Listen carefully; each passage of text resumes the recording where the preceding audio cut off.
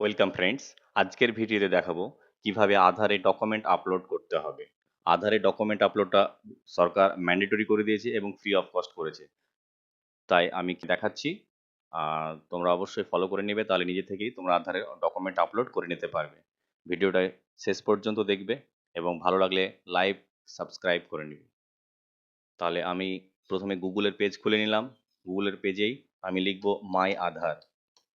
লেখার পর এন্টার করব, তাহলে আধারের যে হোম পেজটা খুলে যাবে।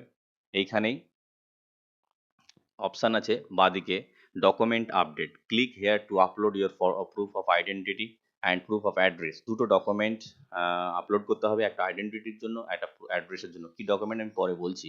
This service is free of cost till 14/6/2027।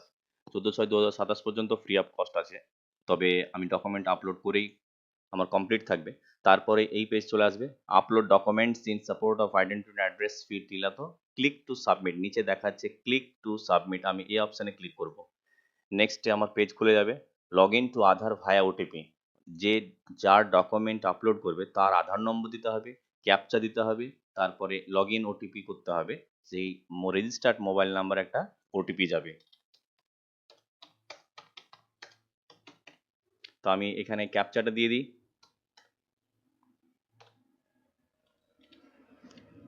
তারপরে আমার রেজিস্টার্ড নাম্বারে ওটিপি চলে এসছে।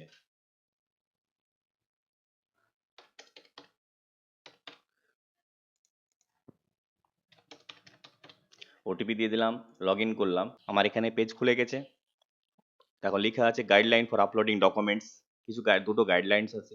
ডকুমেন্ট সাইজ 2 MB নিচে হবে, আর যে সাপোর্টিং ফরম্যাটগুলো আছে JPEG, PNG and PDF format. তাহলে নিচে আমি, ঠিক আছে, please upload proof of identity document.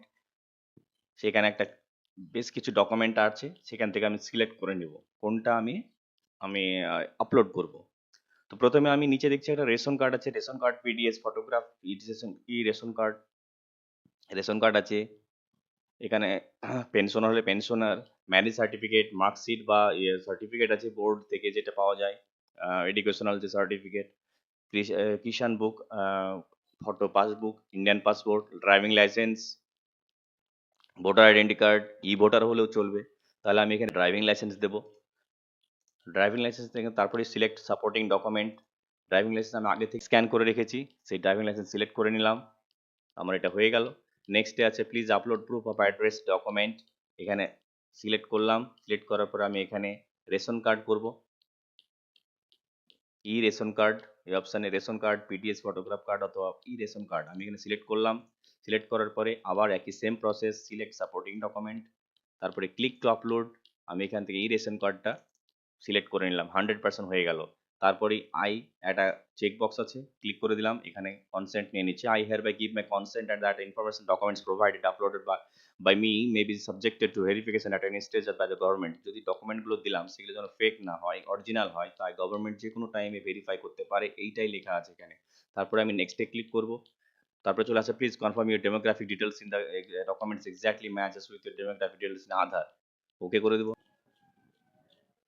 ওকে করে দিলেই ওইখানে একটা এসআরএন নাম্বার জেনারেট হয়ে গেল। অথরিটি যখন এটা অ্যাকসেপ্ট করবে, ঠিক তোমরা মেসেজ পেয়ে যাবে মোবাইলে। আর রিজেক্ট করলেও মেসেজ পাবে। রিজেক্ট করার কারণ হচ্ছে কোনো ডকুমেন্ট যদি কোনো ডাউটেবল হয় বা কোনো যদি ক্লিয়ারেন্স না থাকে ডকুমেন্টে, তাহলে সেটা রিজেক্ট হতে পারে। পরে সেটা তোমরা চেক করে নিবে।